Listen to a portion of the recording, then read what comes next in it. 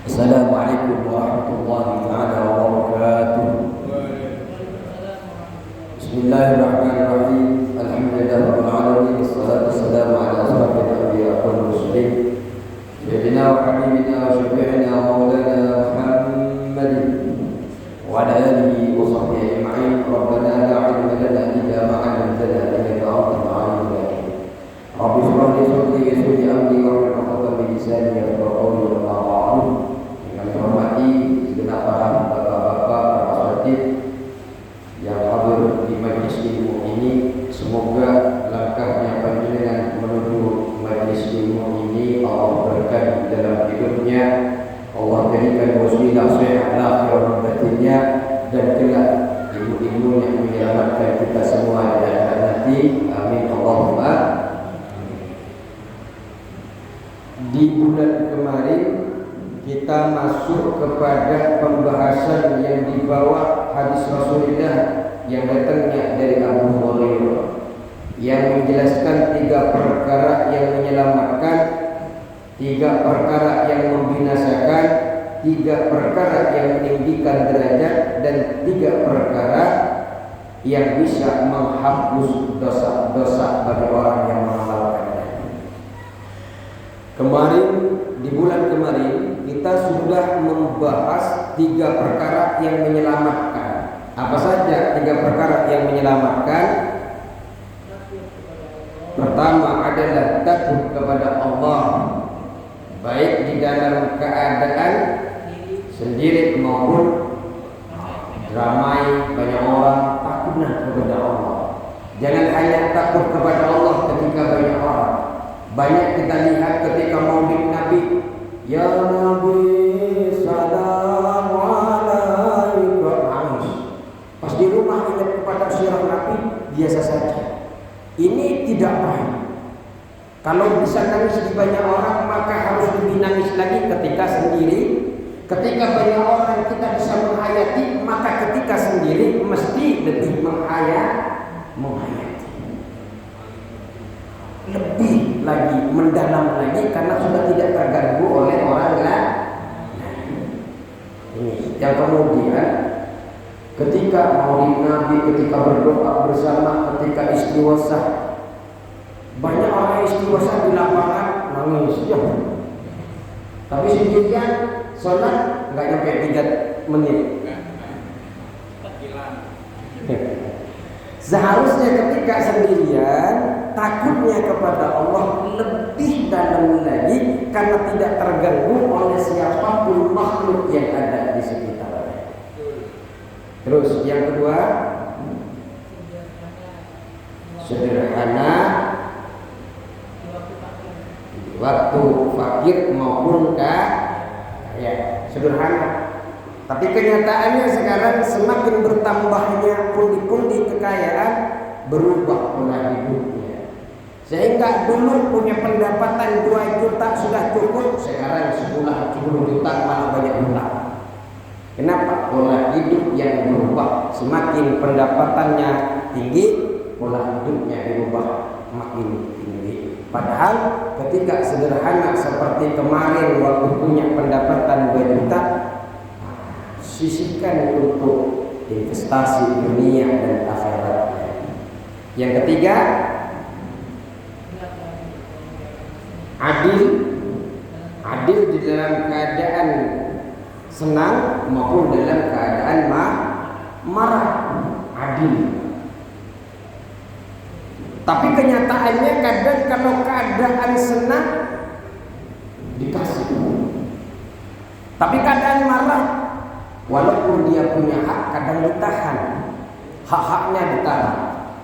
Dia dulu pernah nyakitin saya, dulu dia tidak milih saya, udahlah kasih kepada orang yang milih saya. Padahal orang yang milih dia tidak berhak mendapatkan entah itu bansos.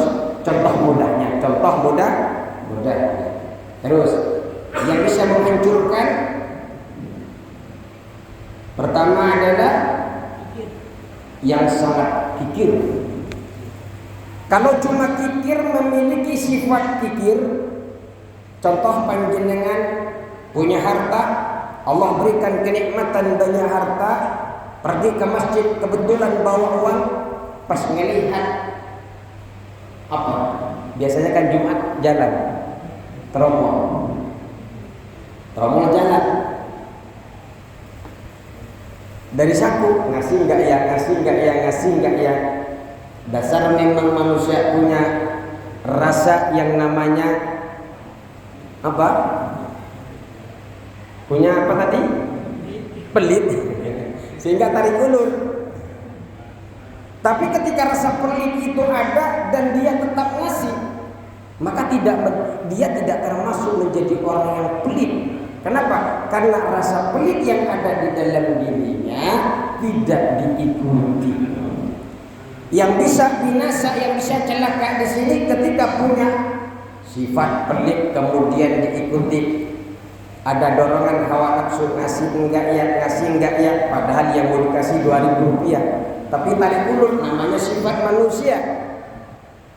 Tapi ketika tidak ikutin, 2.000 nih, enggak saya kasih karena saya pelit, saya ganti 10.000. Itu bukan pelit, tapi itu dermawan.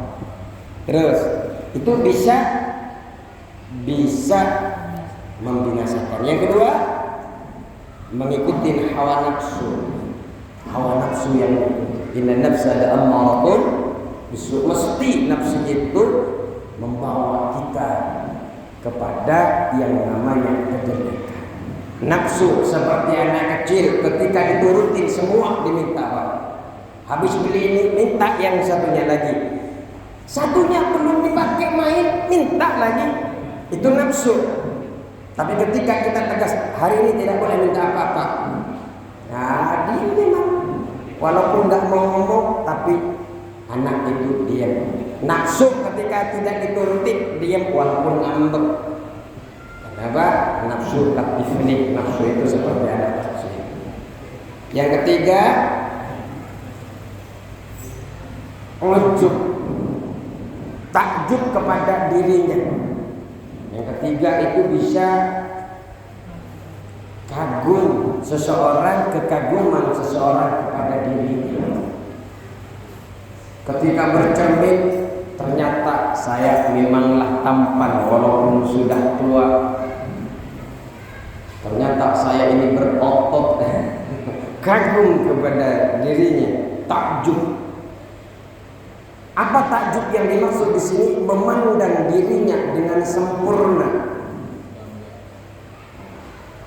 memandang dirinya dengan sempurna, beserta lupa bahwa kenikmatan yang diberikan kepadanya datang daripada Allah Subhanahu.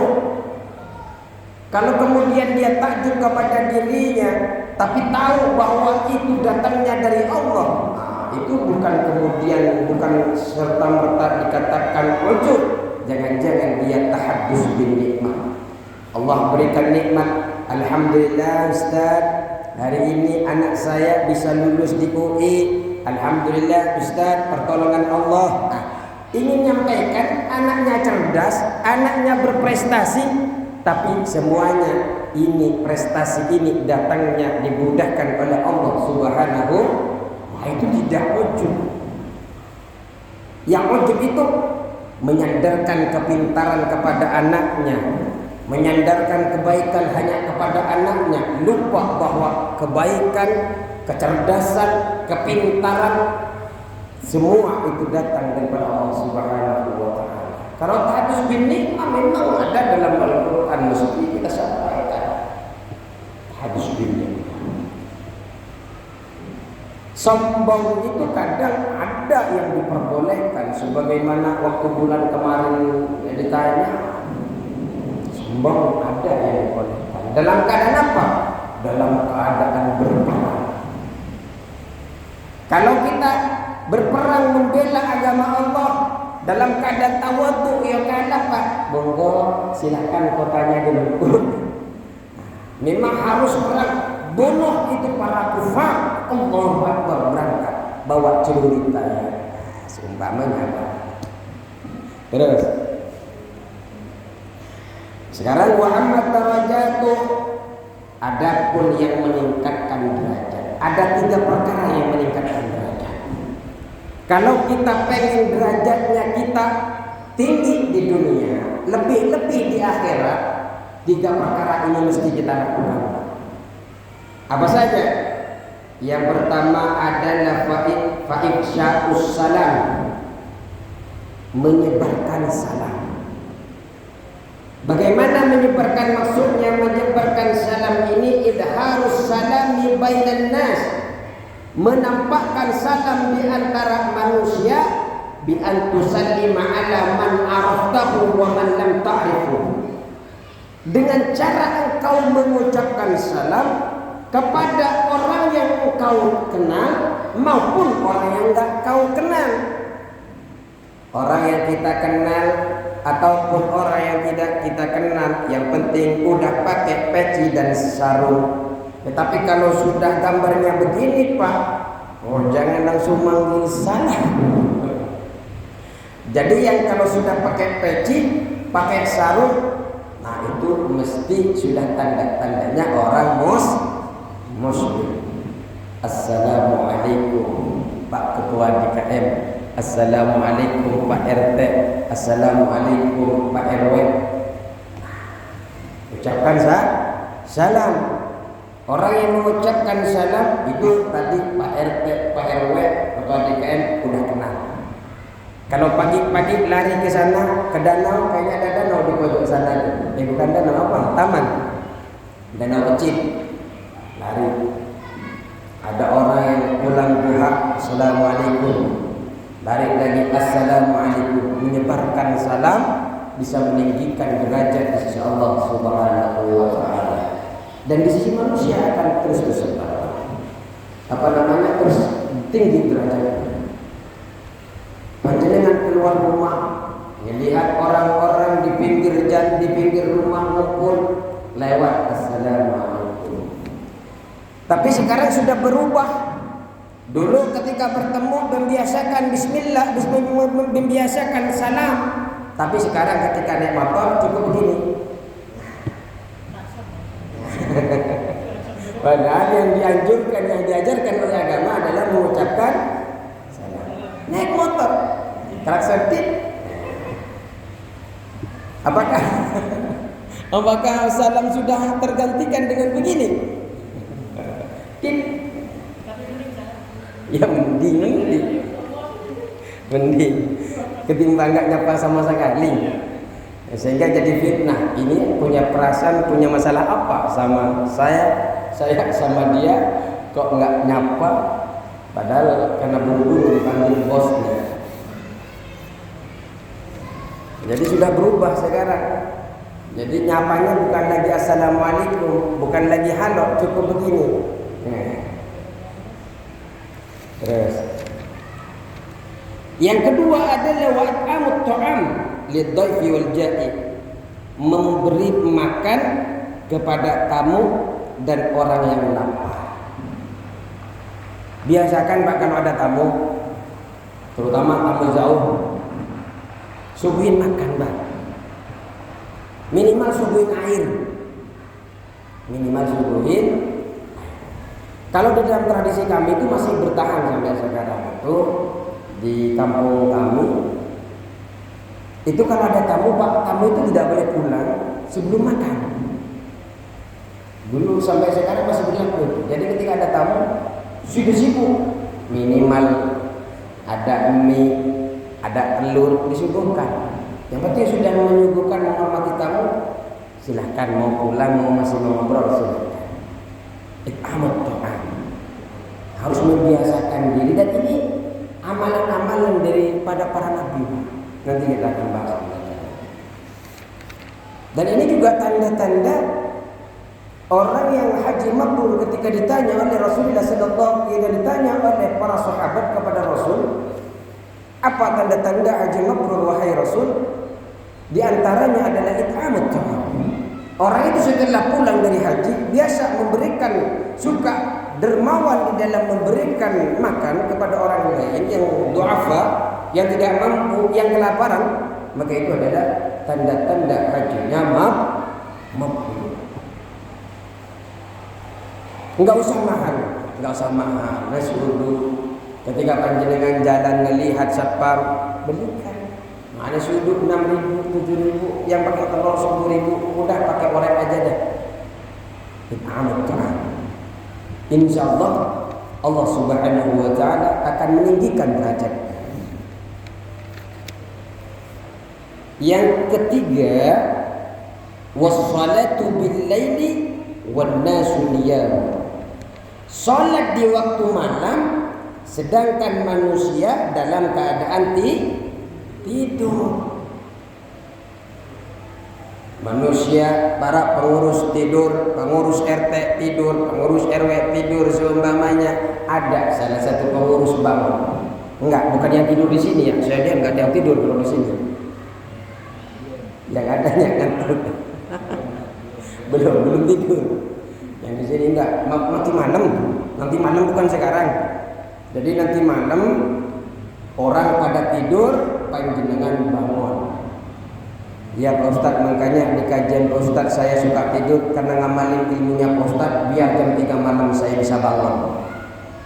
Jadi saya paksakan ikut kajian Pak Ustadz walaupun saya ngantuk-ngantuk, karena saya ngantuknya biar ntar malam jam 3 malam bisa bangun. Enggak apa-apa Pak, yang penting jangan bawa bantal ke sini. Kalau cuma tidur begini enggak apa-apa. Tapi saya lihat belum ada yang tidur. Belum. Tapi alhamdulillah. Ya karena memang nikmat Pak, ngaji itu nikmat. Ngaji itu nikmat. Di rumah Pak kadang sampai jam 3 nggak bisa tidur loh. Sampai cari obat keluar. Sampai pergi ke dokter. Banyak. Apa? Insomnia. Ya. Insomnia. Iya. Sampai ke dokter Pak. Tapi pas ada kajian Bulughul Maram, ada kajian Nasolul Ibad. Nah, berarti menandakan bahwa ngaji itu nikmat. Tidak perlu pergi ke dokter, cukup pergi ke masjid Baitul Al-Muttaqin. Cukup pergi ke Al-Muttaqin sudah bisa begini, terutama di khutbah. Allahumma shalli ala Muhammad. Nikmat. Makanya kalau ada jamaah tidur, memang nikmat, jangan disalahkan karena memang ngaji itu nikmat. Yang penting jangan tidur semua. Terus maksudnya adalah sholat malam sedangkan manusia dalam keadaan tidur. Ayat tahajjud fi jawfil laili, yaitu sholat tahajud di pertengahan malam. Hala ghaflatin nasi, dalam keadaan lalainya manusia, fi ladzatin naumi, di dalam kenikmatan tidur. Manusia pada tidur. Kalau di dalam kitab Maraqil Ubudiyah Pak, di dalam kitab Bidayatul Hidayah, kita oleh Al-Imam Ghazali diperintahkan, ya jangan buatlah tempat tidurmu empuk. Jangan buat tempat tidur empuk. Cari yang kasar Pak. Kenapa? Biar nggak nyenyak tidurnya. Wah susah Pak Ustadz, besoknya kerja Pak Ustadz. Kenapa? Jangan sampai banyak tidur, karena tidur itu menonaktifkan kehidupan. Amal itu hanya bisa dilakukan dengan cara orang yang sedang hidup. Jadi kalau panjenengan tidur, amal-amal solehnya berhenti. Seperti orang mati Pak. Seperti orang mati. Karena memang tidur itu mati kecil. Belajar mati. Ketika bangun dia seperti yaumul ba'ats, hari kebangkitan, kata Imam Ghazali. Kalau panjenengan pengen tahu kayak apa sih nanti hari kebangkitan Pak Ustadz, ya seperti panjenengan bangun tidur itu nanti Pak. Kalau melihat di belakang ternyata sudah siap sayur mayur, senang. Kalau di belakang sudah piring pecah semua, itu berarti panjenengan sudah panas dingin. Apalagi melihat keluar motor sama mobil hilang. Begitulah keadaan ketika panjenengan bangkit, matahari ada di sejengkal di atas kepala kita, dan kita dalam keadaan buku-buku diterima dengan tangan kiri, dalam keadaan ketakutan. Sudah tidak ingat saudara, tidak ingat siapa-siapa, yang dipedulikan hanya diri kita sendiri. Makanya kita semua bangun di waktu malam, di mana manusia itu dalam keadaan lalai di dalam tidurnya. Boleh panjenengan empukkan tempat tidur, boleh tidur yang banyak, ketika bangunnya panjenengan membuat panjenengan bahaya. Oh, kok bisa Pak Ustaz? Bangun saya bisa berbahaya? Ya bisa berbahaya. Kalau dengan bangunnya panjenengan ada tetangga yang tersakiti dengan lisan panjenengan. Dengan bangunnya panjenengan ada orang yang tersakiti dengan tangan-tangan panjenengan, maka tidur panjenengan, tidur kita semua adalah lebih baik daripada kita bangun.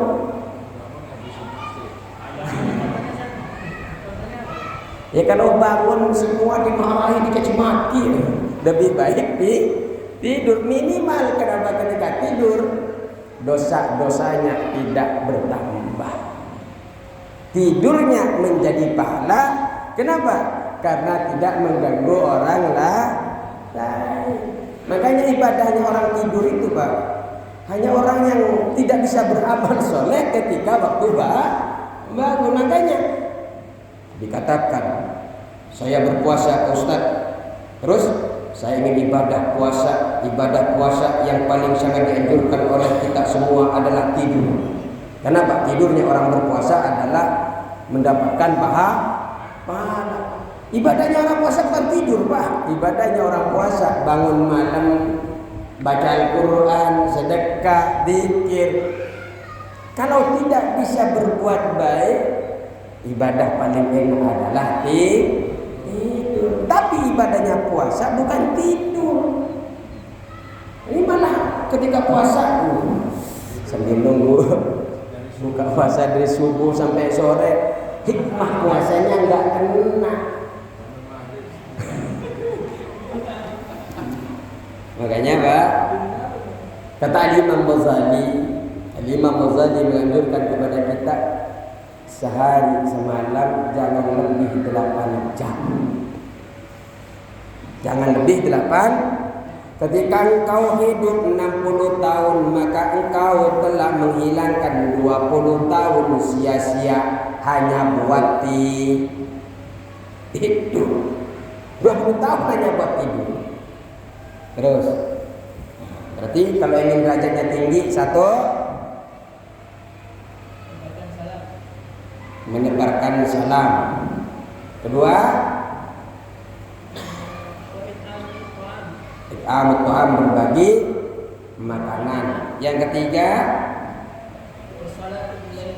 sholat malam, sedangkan manusia dalam keadaan tidur. Kalau panjenengan doa kepada Allah, ya Allah tinggikan derajat kami, ya Allah tinggikan derajat keluarga kami, ya Allah tinggikan derajat keturunan kami, ya Allah. Tidak cukup doa Pak, butuh diikhtiarkan untuk ditinggikan derajatnya oleh Allah di dunia maupun di akhirat. Apa bentuk ikhtiarnya? Bangun malam. Ya memang gak enak Pak, yang lain pada tidur, kita bangun dingin-dingin pergi ke kamar mandi. Habis itu tidur lagi nggak sampai mau Pak. Baik. Sekarang wa ammal kafaratu, adapun yang menghapus dosa, allati adatu antamqulul khati'ata, kebiasaan penghapus dosa yang menghapus kesalahan. Jadi ada kebiasaan di mana kebiasaan itu bisa menghapus dosa. Kullu bani Adam khata'un. Setiap bani Adam itu kata Rasulullah pasti melakukan kesalahan. Wa khairul khata'in at-tawwab. Dan paling baiknya orang-orang yang melakukan kesalahan adalah orang yang bertaubat. Kemudian di dalam hadis qudsi dikatakan, innakum tuhdi'una bil-laili wan-nahar. Engkau ini siang dan malam ada potensi engkau ini melakukan dosa. Kata hadis qudsi di dalam firman Allah dalam hadis qudsi Rasulullah sallallahu alaihi wasallam yang disampaikan oleh Rasulullah, yang difirmankan oleh Allah bahwa karena bin Adam itu sehari siang di antara kalian itu mesti melakukan kesalahan. Innakum tukhti'una bil-laili wan-nahar. Astaghfiruni astaghfir lakum. Maka minta ampunlah kepada aku akan ampuni, kata Allah. Makanya tidak perlu istighfar. 3 perkara ini tanpa kita sadari, ketika kita meniatkan kebiasaan ini, maka bisa menghapus dosa-dosa. Apa saja itu?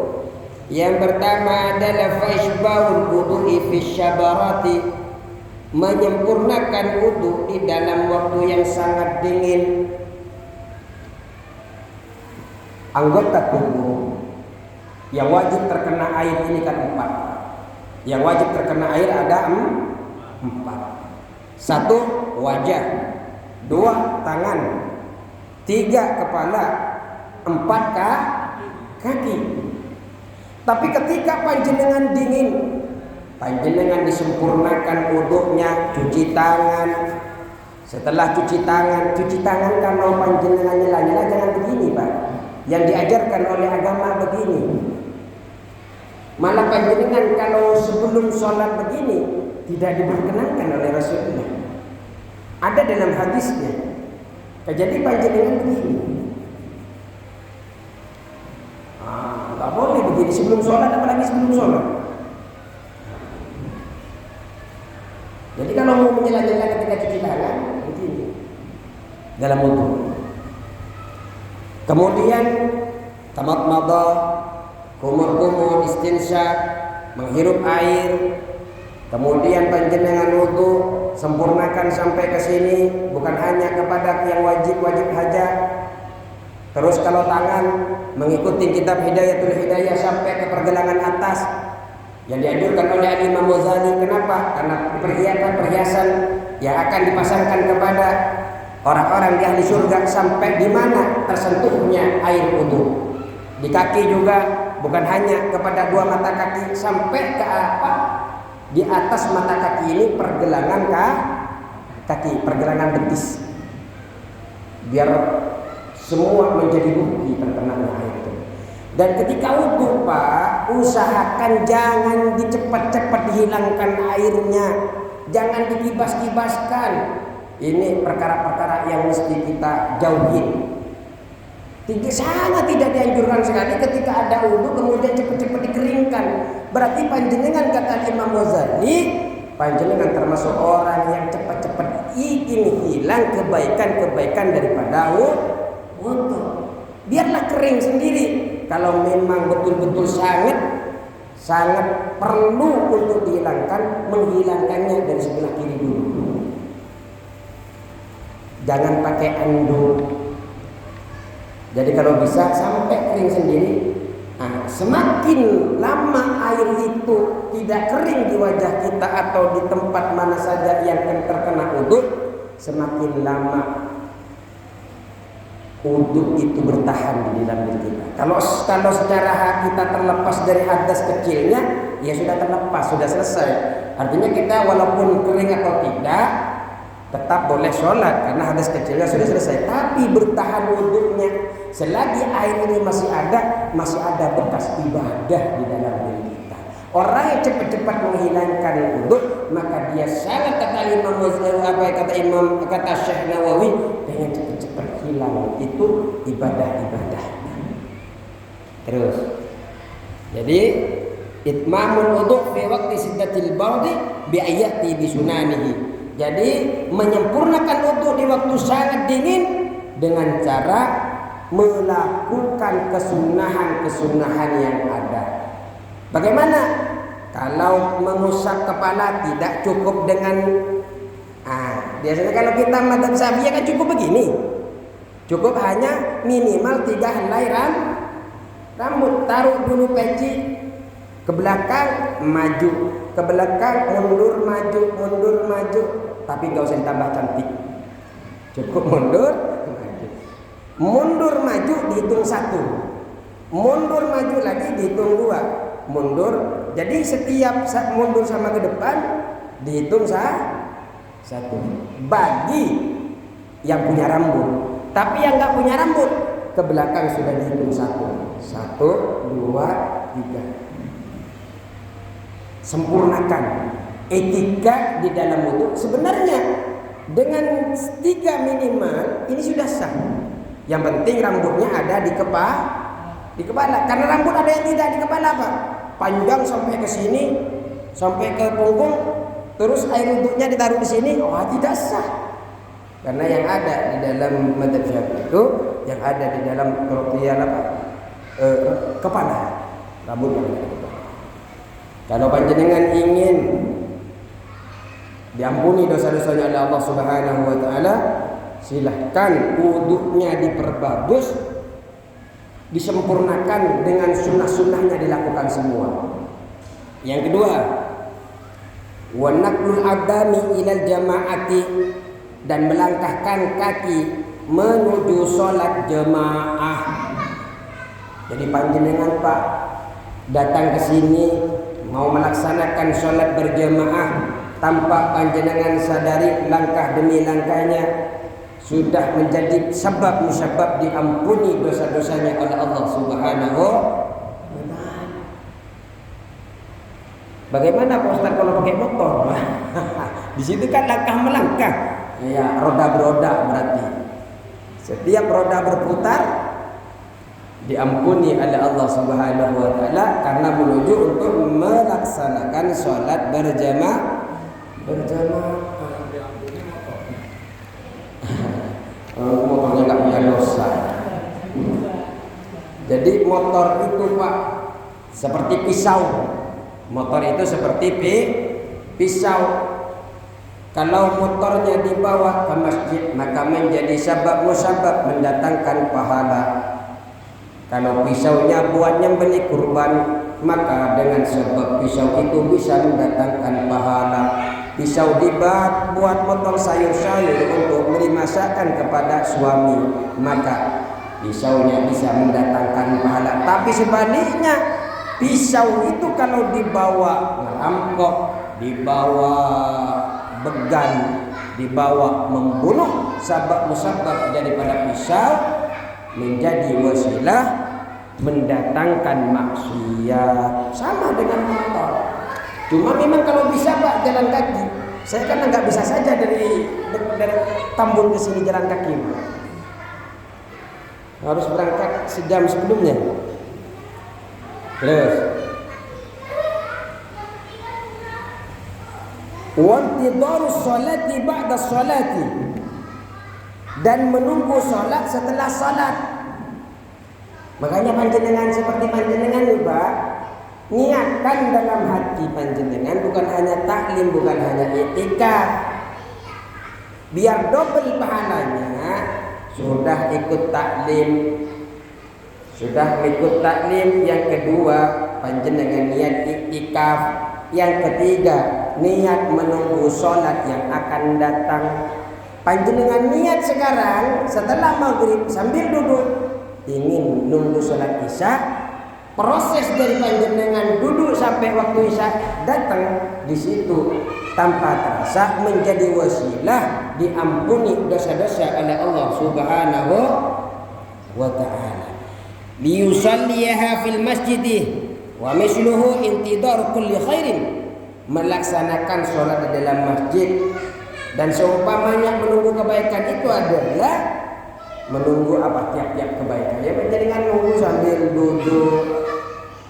Ya sebenarnya juga menunggu. Kenapa? Menunggu kebaikan setelah melaksanakan kebaikan itu juga berpotensi diampuni dosa-dosa.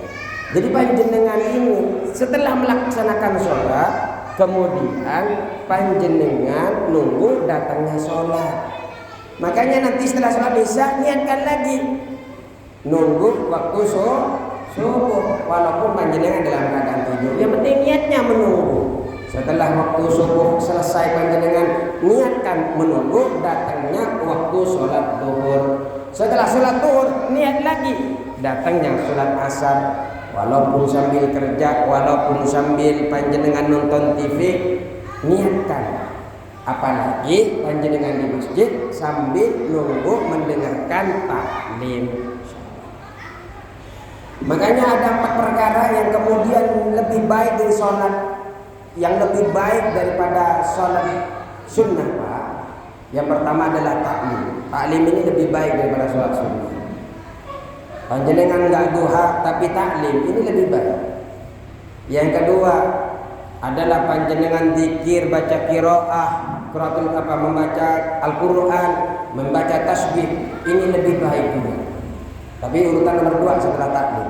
Yang ketiga keadaan yang baik juga adalah ketika tidak bisa taklim, tidak bisa zikir, panjenengan sibukkan dengan menjadi sebab datangnya kebaikan kepada muslim lainnya. Contoh, panjenengan mendatangkan ustadz ke sini, ini pengurus sudah menjadi wasilah yang ketiga.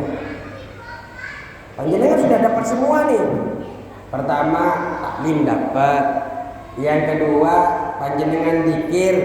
Walaupun tadi saya zikirnya sebentar, ya kita sudah zikir karena kalau sampai lama waktu ngajinya sedikit, sayang sebulan sekali. Yang ketiga, panjenengan menjadi wasilah datangnya kebaikan kepada orang lain, berkhidmah kepada ulama, ahli fikih, ahli tafsir dan sebagainya. Atau panjenengan orang lain di tempat RT-nya yang sedang kelaparan, panjenengan tidak bisa ngasih tapi telepon temannya, nih ada orang di tempat saya, siapa tahu kamu punya zakat yang belum dikeluarkan zakat malnya, nih ada yang berhak di tempat saya, datanglah dia, nih zakat saya. Karena dia termasuk fakir dan miskin, hari ini dia tidak punya untuk dibuat makan. Datangnya kebaikan itu kepada muslim lainnya, ini keadaan yang baik. Yang keempat, ini paling rendah. Bagaimana? Yang penting sholat, yang penting tidak melakukan ganggu kepada muslim lainnya, lisannya dijaga, tangannya dijaga, kemudian dia mencari nafkah untuk keluarganya, mencari nafkah untuk keluarga, mencari kasab. Karena dia tidak mampu ngaji, tidak mampu zikir, tidak mampu mendatangkan kebaikan, maka cukup dengan mencari nafkah itu menjadi orang yang baik. Ini juga keadaan yang baik, mencari nafkah. Tapi kalau bisa 4-4-nya dikerjakan, insya Allah al-muttaqin 4-4-nya dikerjakan. Cari nafkah, ya walaupun nggak kerja kan sudah kerja di pensiunan ya. Terus apa? Sudah ada belum kan? Terus apa saja 3 tadi yang bisa menghapuskan dosa-dosa tanpa kita sadari? Pertama,